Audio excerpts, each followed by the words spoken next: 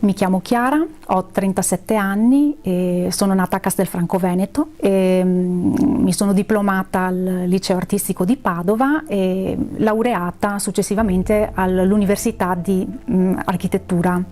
Tracked, False Verità è nato da un racconto giovanile scritto all'età di 23 anni durante il periodo universitario. È nato da una mia esigenza di scrivere una mia storia. Tracked è un libro giallo, un thriller, ambientato nella città di Londra, che vede come protagonista un psicologo che vive una vita abbastanza serena tra casa e studio privato.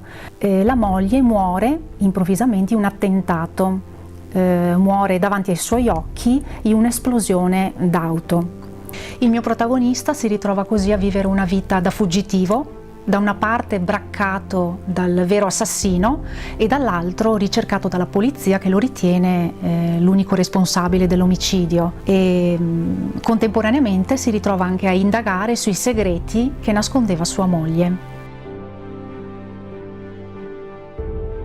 Sicuramente il protagonista è un po' come il mio alter ego, quindi rappresenta la persona che vorrei essere, la persona sicura di sé, che sa prendere decisioni rapide in momenti critici che non sempre nella vita riesco ad essere.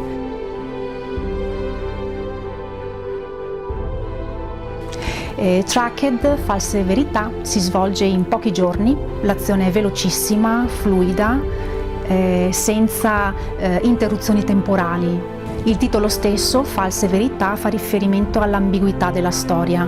Il protagonista stesso non sa di chi può fidarsi veramente. I personaggi sono descritti in maniera non approfondita anche per lasciare al lettore la possibilità di tentare risoluzioni.